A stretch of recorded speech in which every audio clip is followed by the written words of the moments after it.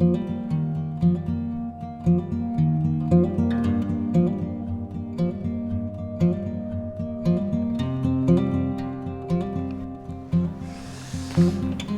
on the island of Säynätsalo and I'm outside a architectural design wonder designed by Aalto.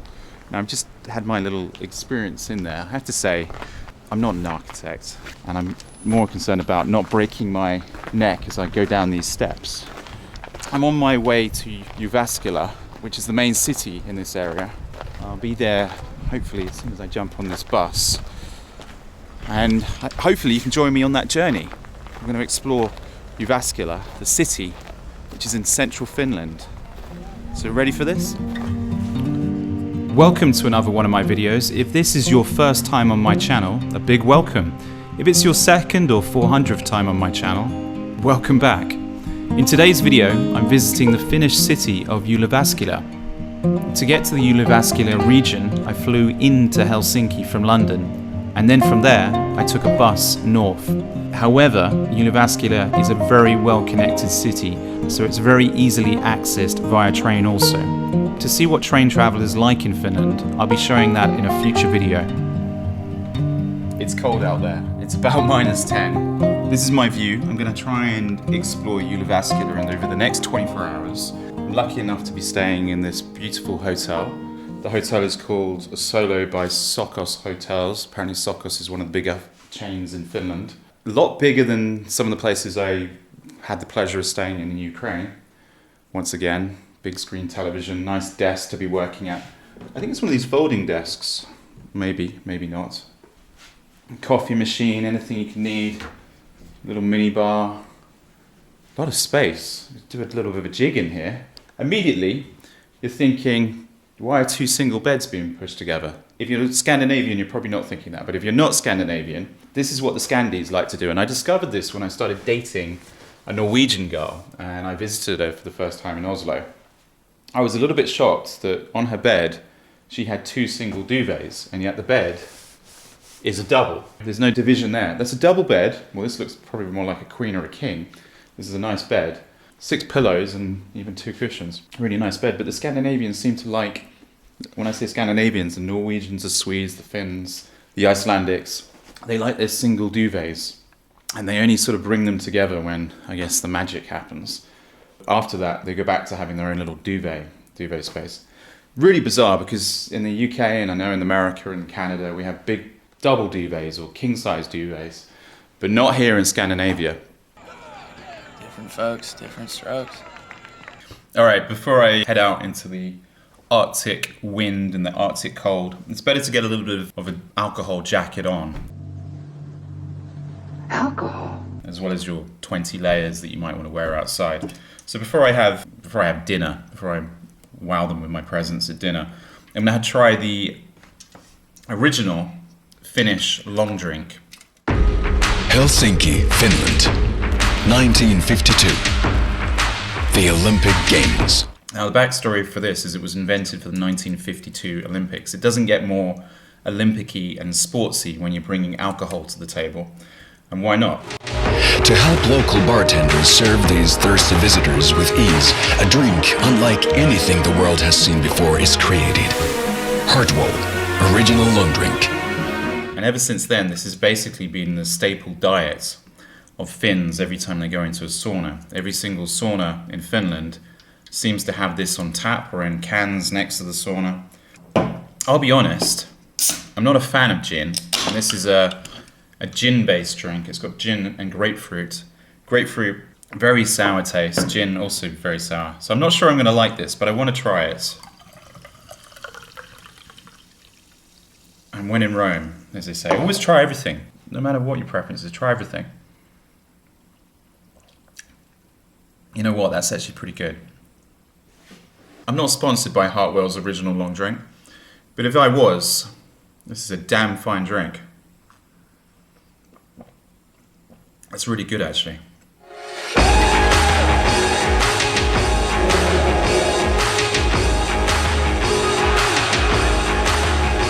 It's honestly really good. I mean, the best way to describe it is it's sort of like a less sweet version of Lilt. Here comes the lilt man. Lilt with a totally tropical taste. And lilt is it's a pineapple drink, but this is grapefruit. Pineapple and grapefruit. And it's probably going to get you quite drunk if you have a few of those. 5.5%. Anyway, cheers. Now, while I was there, Finland was suffering under strict COVID controls. As of the time of making this video in April 2022, Finland is now no longer in a lockdown. Hey, so before I head out, I thought I'd relax in the Ero Analio. Is that how I'm saying it? Ball chair. It's slightly squeaky. I love these chairs. I've had a number of friends that have had these chairs. You probably last saw me in one of these chairs in my video on Helsinki, which I think was filmed in 2018. In that video, I went to the Helsinki Design Museum. Worth watching. It's a very old video, so please forgive the amateurishness of that video. A lot, hopefully, has improved since then. Maybe not much, but a little bit's improved. Trendy hotel, this. Although, due to COVID measures, everything shuts at 6 p.m. Now that's supposed to change in the coming months as the leaders see sense and they realise the virus is the same after 6 as it is before 6. It makes no logical sense. Because what's generally happening, people are gathering in their basements or in their houses, which is not illegal, in larger numbers than they could be gathering in restaurants or nightclubs where the money could be being pumped into the economy. Although the Finnish economy certainly isn't struggling. The population in this town is 145,000. Very new addition actually to this part of the world. It was established I think in around about the sort of 16th century, but the town really didn't get its stamp of status until the 19th century, and that was originally by the Russians. The town has grown incredibly fast in recent years. It's one of the fastest growing towns/cities in all of Finland. Do you like that squeakiness? And I'm excited about exploring the cold, windy streets. Notice, I don't know if you can see in this light, but my skin is all red now because of the frostbite from earlier today when I was hanging out with reindeer and moose. My skin has taken a battering, and I'll probably be even more redder tomorrow. But that's okay. Just to give you some idea of how cold it is, recently this was just all swept up. This is not a mound, this is all the snow that's been pushed into a pile. It's still snowing. They keep things moving in Finland despite the coldness, and that's why we're going to use the very small window of daylight tomorrow to explore this city. Sadly, while I was there, visitors to Finland had to show a valid COVID certificate, something I do go into detail about in an earlier video should you be curious. Thankfully, Finland no longer enforces COVID certificates in restaurants and bars, but I think it is useful to remind ourselves of the medical apartheid and to document that frustration, as things can change quickly and governments can bring these measures back faster than you can say the word COVID. Well, there we go. I've just had a really, really nice meal. Didn't have Finnish meal today. I had moose earlier, so I thought I'd compensate by having Italian, and it was really, really good. The weirdness is in Finland at this time of the day, this time of the year, because of the craziness that's going on due to the globalists handing down World Economic Forum information that everyone needs to be fearful of the virus. It is just after 6 p.m. It's about 6:30 now. That's it. No more alcohol, no more food. You can't do anything after 6 o'clock, because if they do, the restaurant will be fined and the restaurant will be shut down. Who's going to shut them down? I don't know. I don't know if the police are going to come or anything, but the craziness is Finns are very obedient. The vaccination rate here is something like 86%. The 14% that aren't vaccinated effectively are all the under 12s. So you could probably assume that other than this tiny, tiny minority, everyone in Finland is vaccinated. And yet, despite this, they still have these curfews where everything shuts down at 6 p.m. And it's insanity. All right, it's -20 outside, so I thought I'd take it upon myself to check out the Finnish sauna, and it looks like I have the whole sauna to myself because there's separation in Finland. Women on that side and men on this side, and here's the old sauna. I can feel the heat already. This looks pretty good. Wow. Wow. That is warm. So what I'm going to do is I'm going to have a shower and then I'm going to go in.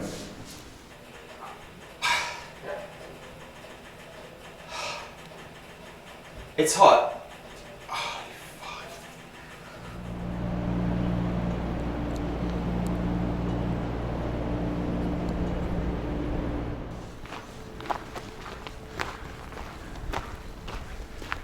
So I thought I'd get a head start on myself and have an exploration of the streets before the morning.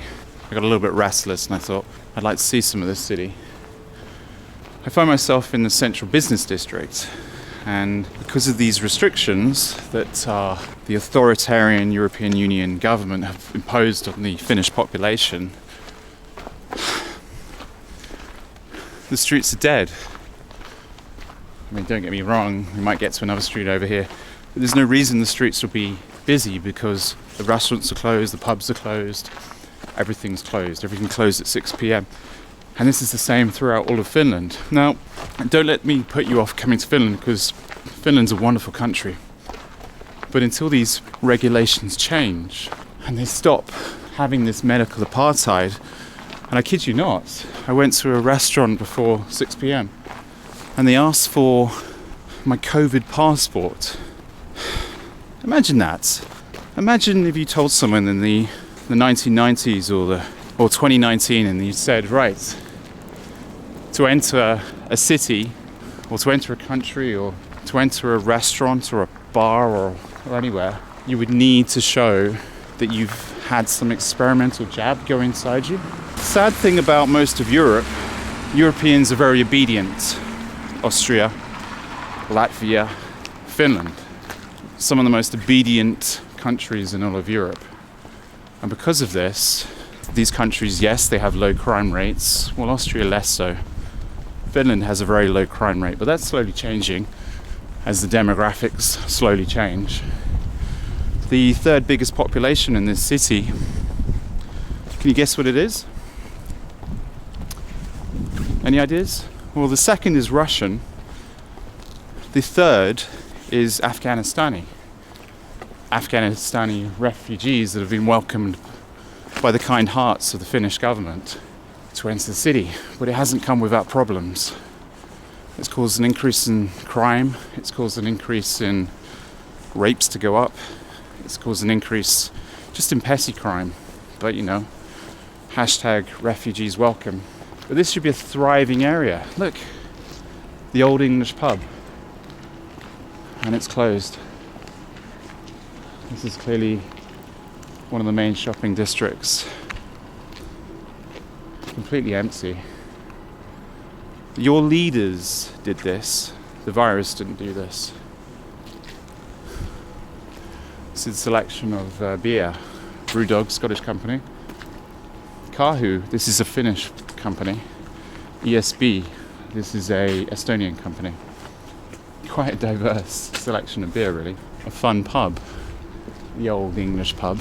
But if you come here after 6 until they change the rules, you're not going to see much. It's a shame. Let's head down here. What I'm going to do is I'm going to see more of the city tomorrow. I just wanted just to have a little bit of a rant. And I think it would be inappropriate not to have that rant, given that this is impacting the travel industry. Another pub here.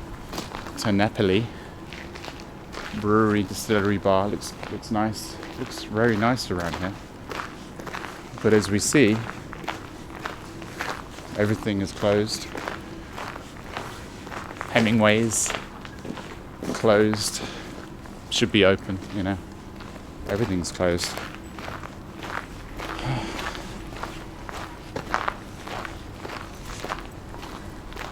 Looks like a centre over here. I'm gonna go have a look, see if I can use the facilities. When it stopped snowing, it's actually quite bearable. Earlier it was really, really cold. That's what's put me off going out, but now it's really quite bearable. The devastation of the shopping mall. Yes, it's closed, but some of these places are boarded up. Probably saw better days.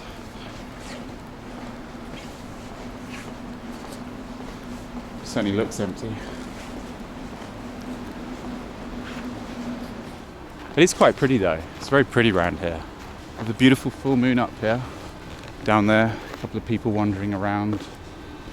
Just dead. But maybe we're going to see some more action tomorrow. I think it would be wise to see it in the daylight before curfew. Because effectively this is curfew. If it looks like governments are following in the footsteps of China once again, we must resist no matter what the cost. My hope is these measures are put behind us as they are nonsensical, but my fear is there is a risk these measures could return. If you're watching this between 2023 and 2033, leave a comment below to say if these measures returned again, and also the date that you're watching this. A phenomenal way to start the day. Basically what I have, this is some sort of meatballs, maybe even reindeer, I'm gonna have to ask. Eggs, I've got some vegan cheese and some real cheese. Bacon, sausages, mustard. Not bad really, not bad. There we go, it's -7. A little bit windy, ready to take in the city. I had a great beer last night before the 6 p.m. watershed. I had it from this place. A bit windy. It's the Hissy Tap Room. It's good beer in this region. I have to say the few Finnish beers I've had so far I've been really impressed with. You can't really get them in England unless you're paying a premium because one, they're so expensive here in the first place due to the silly taxation system of trying to stop people drinking excessive amounts of alcohol. But Hissy, if you want to export your stuff to London, get in contact. I'd like to import some of that beer. Really, really good beer.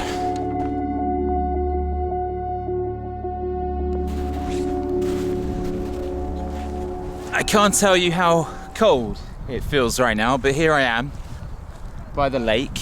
The lake is frozen normally from late November, early December till early April sometimes, so a good amount of time, but it's considered one of the larger ports and it's one of the furthest north ports in Finland. And what you find is people ice skate round the port, cross-country ski, and when I arrived yesterday in the night, I was seeing a lot of people skating. There's some skaters over there, probably can't see a couple of skaters, but you can effectively walk on the lake and no fear of falling in. And over there we have, just behind the sun, a water tower.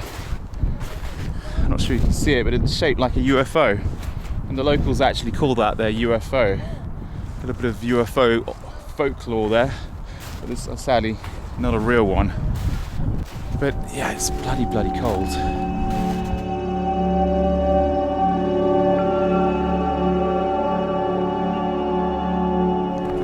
I think the only way to stay warm in this place is possibly to run or ice skate. You can rent ice skates somewhere. I haven't found the place yet. Oh my god. Don't lose your gloves. Make sure you got gloves with fingers. It's freezing. Really freezing. What do you really expect?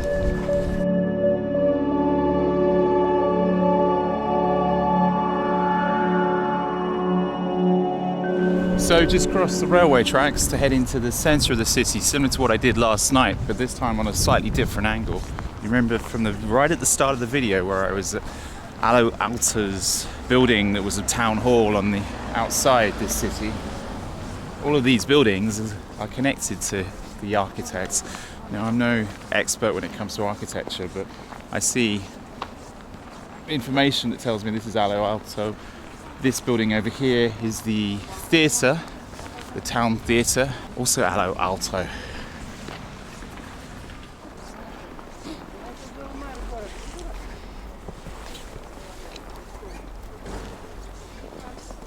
It is quite pretty in the snow time. Well, everything looks pretty, even the most stark of buildings, even the prisons look pretty. This area basically gained a population on the back of the forest that surrounded it. Paper mills were set up. The landowners around here realized they could make money from the trees.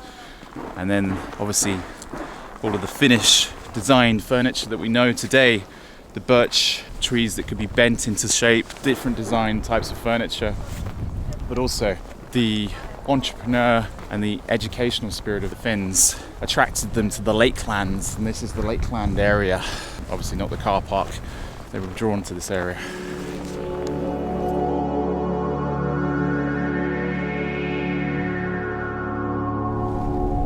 I love their electric vehicles, but what's really interesting as I sort of stand in the shadows of the Aalto Theatre are these things.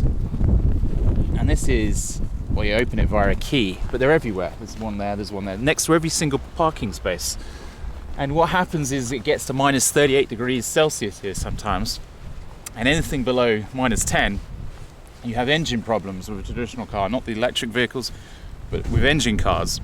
You plug this into your engine with a little switch, and then you put a timer on, and it will time. You could set the timer for start at 6 a.m.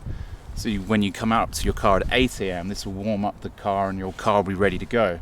If you didn't have this, you probably wouldn't be able to start your car. Hence the reason you have these everywhere. Now in the UK we don't have these, so I find these fascinating. We don't have these in large parts of the world. Probably have them in Canada, probably Alaska, parts of Scandinavia, but that's it. I just wanted to point that out. I just find them interesting.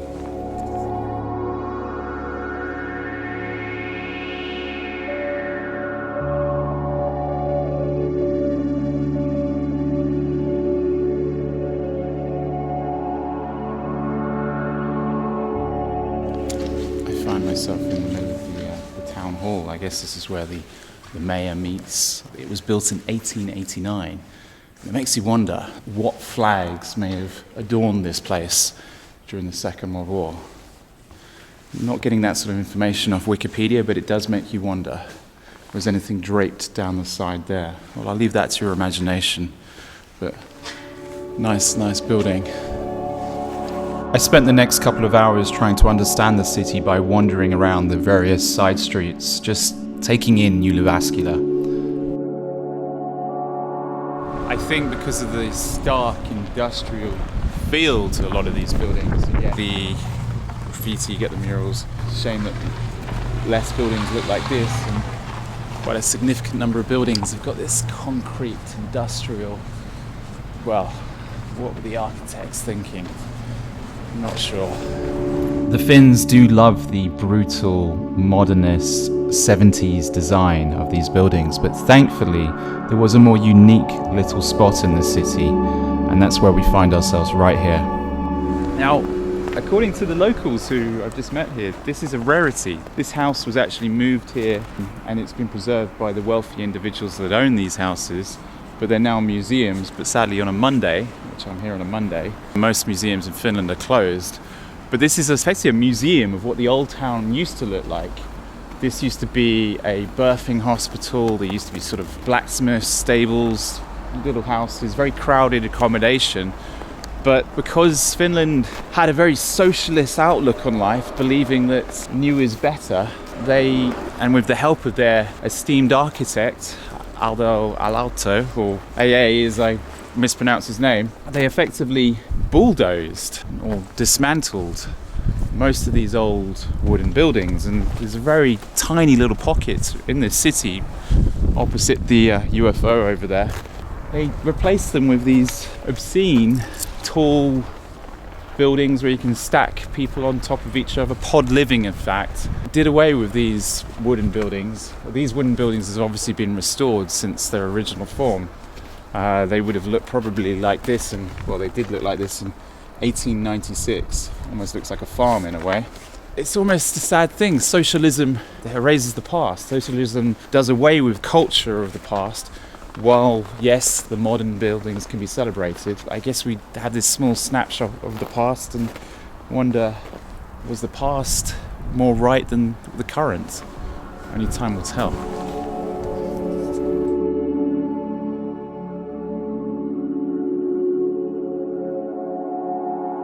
One of the few places open in this old part of the town is this knitting shop. To be honest, it reminds me of my grandmother's. One, particularly the Irish one, she loved to knit. Seeing a ball of wool, which is something you don't really see much these days, because who goes into knitting shops? This reminds me of her. I guess we're on the main street here, called Snooker Hall. In the old days, this would have been cobbled. Now, gone are those days. I saw some pictures in a place back there which showed all of these buildings used to be old wooden buildings, similar to what you would see in Western movies, cobbled streets, old wooden buildings, all torn down for the sake of, well, the thing is, some people like this design.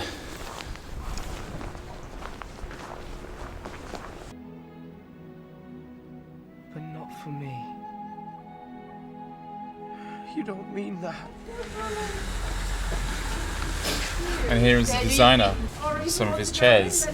Give you a perspective on prices. The affordable chair costs $395 and $405 for a chair. And I think the table, €500? Wow. The Alvar Aalto shop. They look like heart attacks.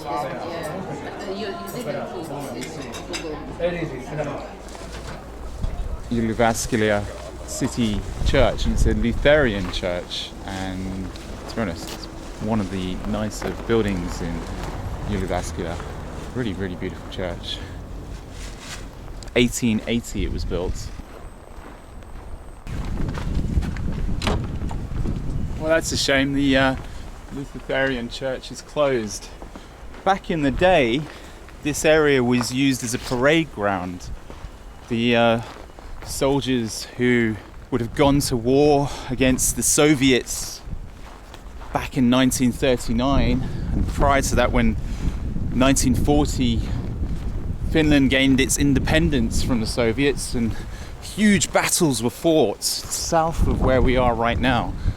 And there's a monument over here, I hope anyway, I've seen on the map there's a monument over here that sort of celebrates the victory of the Finns against the Soviets. But it was after that victory, as Germany had obviously declared war on Poland and entered a war against the Brits.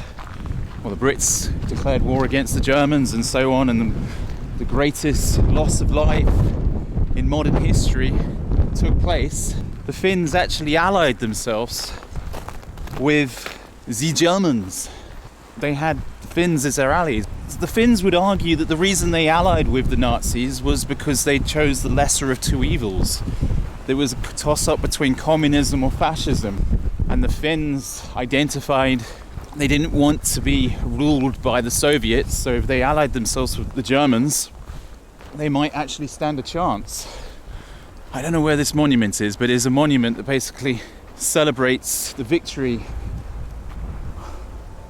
that the Finns had over the Soviets, and I was looking at the map and it's supposed to be around here.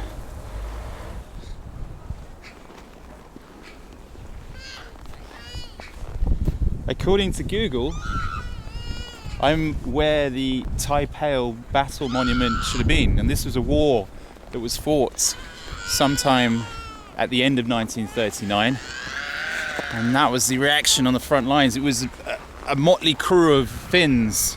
Oh, I think I see it. A motley crew of Finns took on the massive army of the Soviets, but because the Finns were on home ground and they had their ability to ski, cross-country ski, you had these Finnish soldiers that were basically able to defeat and push back the Soviets out of their territory. This is deep snow. And this monument celebrates the Taipale battle.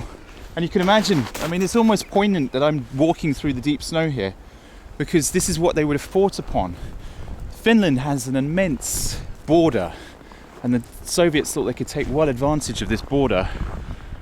But it was down to the brave Finns. They decided to take on the Soviets. And I think some quite a phenomenal movies have been made about Taipale. There you go. 1939 to 1940. The 9 is broken off.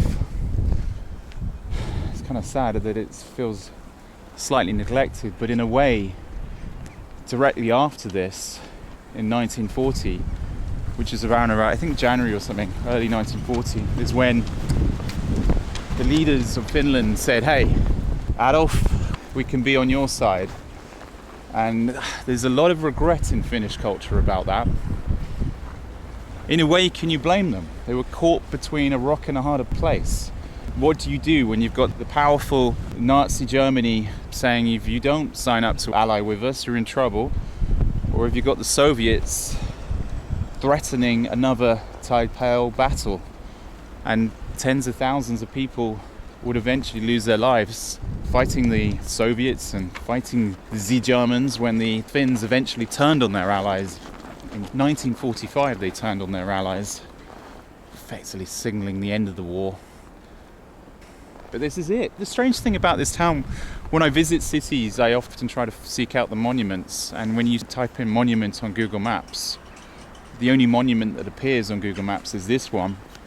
And then a little bit down the river, on another island outside the city, is a monument to the sauna, as they say, the sauna, or sauna, as we say in the West, and that's it. But we're going to find something, despite the church being closed.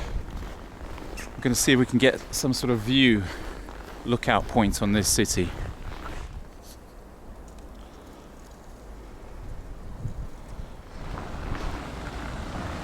I asked the girl in the restaurants who grew up in this town what the sort of standout places were for her.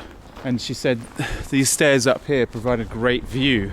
Alvar, the celebrated architect who this town seems to love, he said of these steps, the steps that lead to nothing, or the steps that lead to nowhere. I think, despite the man being celebrated, he wasn't quite right, because for me, even going to the bottom of these steps, they look quite special. If there's a view up here, that will be certainly prettier than some of his early buildings that he designed. I like his furniture, but the buildings, questionable. This is going to be icy, this is going to be slippery, or maybe not.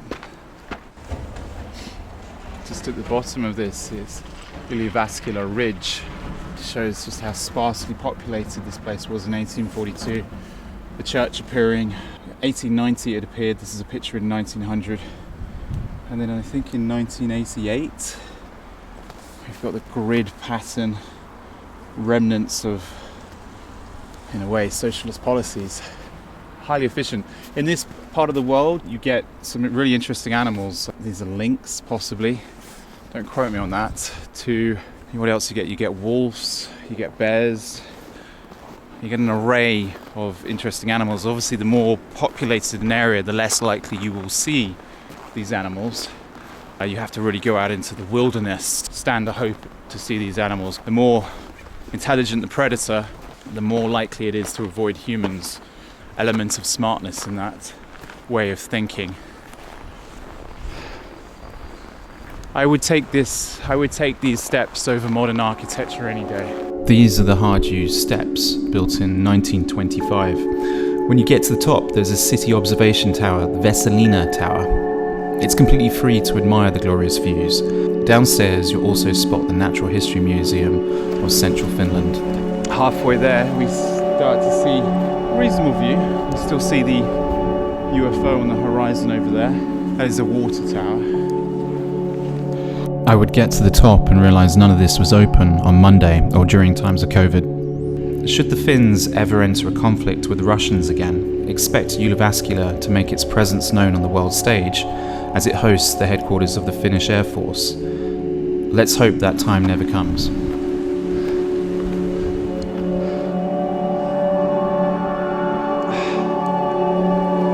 And up the top here,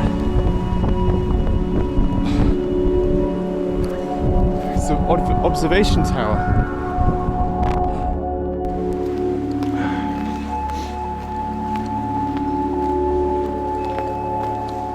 I don't know about you, but when I see pine trees like this and snow, the schoolboy in me starts thinking about Roger Moore movies where he's skiing as James Bond through the pine trees, trying to escape the Soviets.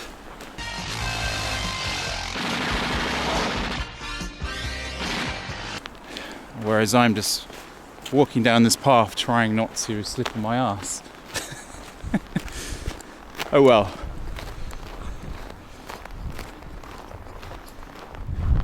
Out of the 145,000 people that live in this town, the majority of them are actually students.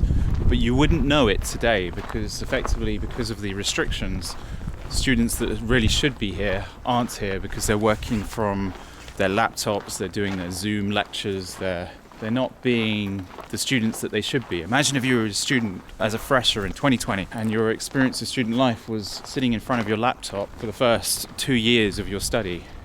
What a disappointing student life that would be. Gone are the days where you get to know your fellow mates, get to know your fellow students over a beer in the local pub. And of course, beer. I have respect for beer. And I think it's one of the reasons the town feels kind of empty. I heard from the person in the restaurant that a lot of the apartments are empty in this town because the students just aren't here. And that's probably had a huge impact on the local economy. I'm sure that the businessmen that are dealing with things that aren't impacted by student life don't really care. When you have the small sort of independent places, from anything from the hairdresser that might cater to the students, to the pub, to the cinema, to the bookstore, things that students would use, coffee shops have clearly been impacted. And though the Finnish government has supported businesses throughout the lockdowns, it can't have been easy. Just like in a lot of places have shut down because of these measures. And you know, what can you do? What can you do? Is this potentially a casualty of the lockdowns? An empty shop on the main square. It's a shame. I was thinking a perfect place to get a beverage. You can get some ale. Thinking ale. No, ale in Finnish means sail. So if you want 20 to 50% off on some clothes, here's where you come. You can't get ale to drink though. Of course, Jyväskylä is going to be very different in the peak summer. The long days where the sun barely sets with a vibrant population that isn't constrained will certainly be of a very different vibe to what we see in this video. It is rather blustery around here. This is effectively where I was last night. I walked up here and turned left. No snow left on the ground now. We've had the blue skies. It's still cold. It's probably about -6, -7 right now. 1:30 in the middle of the day. More life right now. People have until 6 to go about their lives. And then from 6 o'clock, everything shuts down. Let's go and have a look at that English pub, wherever that might be. I think it might be this way.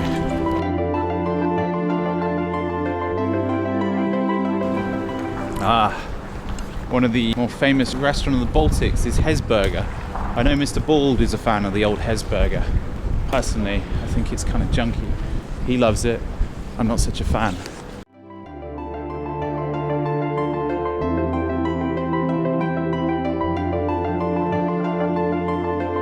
I've got about 30 minutes to spare before I have to get on the bus and exit this town. I fear it's a city of grid patterns. I've witnessed all of the monuments, so I'm going to go check out the English pub and see what they have to say about Jyväskylä.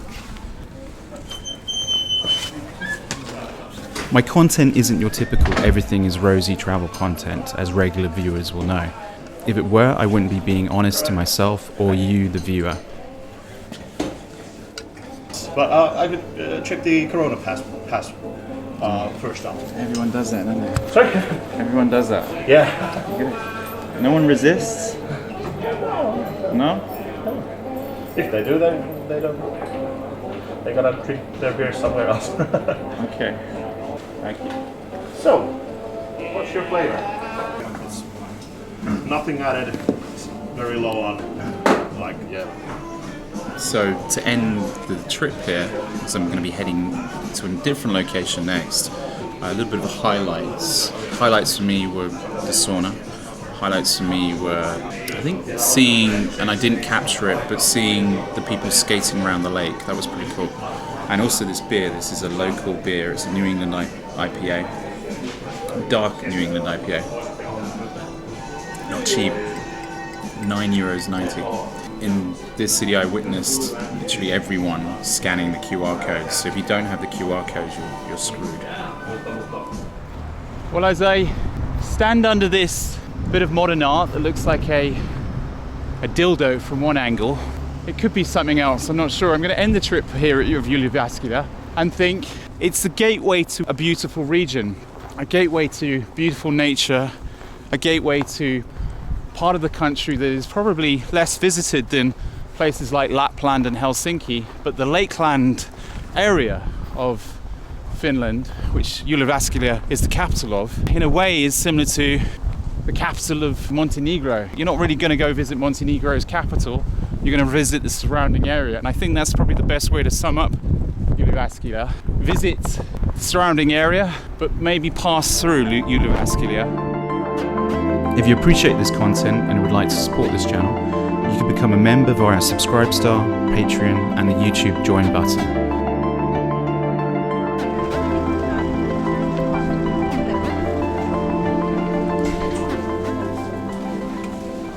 I'm in the Panda factory. The shop connects to the Panda factory. The smell is incredible. Unlike the rest of Finland, the prices are really, really cheap. You can get really, really cheap chocolate. All these chunks of chocolate for, I don't know what type of chocolate it is, but it's probably, maybe it's the sort of the cast-offs, $3.45. Bar of chocolate over there is €1 something. It's good value. About the Finns is they love their licorice. This is a salami licorice. All licorice. 35 cents for this. Really good value. Given that I just paid €9.90 for a beer, this giant piece of licorice, 75 cents. Very good. I guess it's because it's connected to the factory. So the Panda brand has been going just over 100 years. It was started, I think, in 1920, and this is the factory connected to it. Hasn't managed to export many of its goods elsewhere in Europe, because I certainly haven't seen them in the UK. This is a brand that's specific to Finland. To be honest, the ones I've tried so far are pretty damn good, and I'm looking forward to trying the banana fudge chocolate, and I got this freebie. Not bad, €1.60. Before leaving Jyväskylä, I found myself taking in the very small island of Haapsaari, just to the east of the city centre. On this island are some incredibly unique saunas, from the modern to the incredibly old.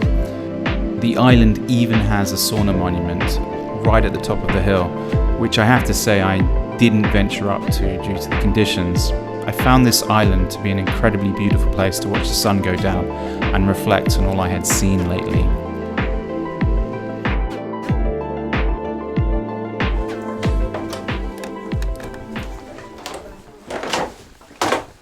See, out here in this creaky old sauna, this is the old school way of doing it. It's called the smoke sauna. In the smoke sauna, you go in there. I'm not going to do it because it takes about 7 hours to heat up. And I'm going to go and do some yoga. Yoga mats. Is there yoga involved? It's yoga-esque. In the summer, people will jump into the lake after the smoke sauna and clean all the smoke off their skin. But today, another time maybe. Wow, okay. So, you wouldn't know it, but this is the longest and the deepest lake in Finland. Lake Bayern. It's used by 1.5 million Finns for drinking water. Alright, when in Rome, a bit of yoga.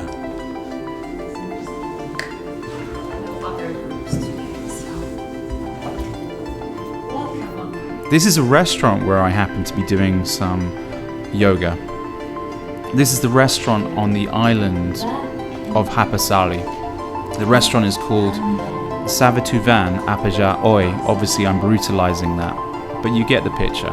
Here I was introduced to some very low effort yoga, where I have to say it enabled my mind to drift and reflect on everything of the last few days. Well, that was a nice, relaxing bit of yoga.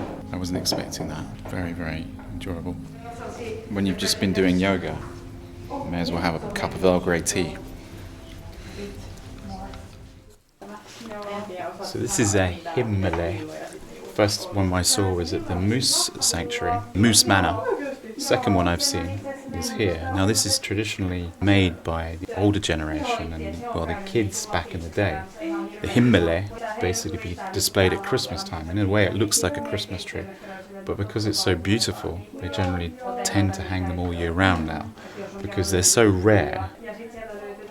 In a way, you've got to admire it. The way they start They start with one, and then they build up, and it slowly becomes like a big sort of triangle. This one's slightly different to the one I saw yesterday. It has this lower platform. Usually it's like a triangular, a pyramid type structure, and obviously that pyramid provides supports. They're very difficult to make, but this is a Finnish tradition.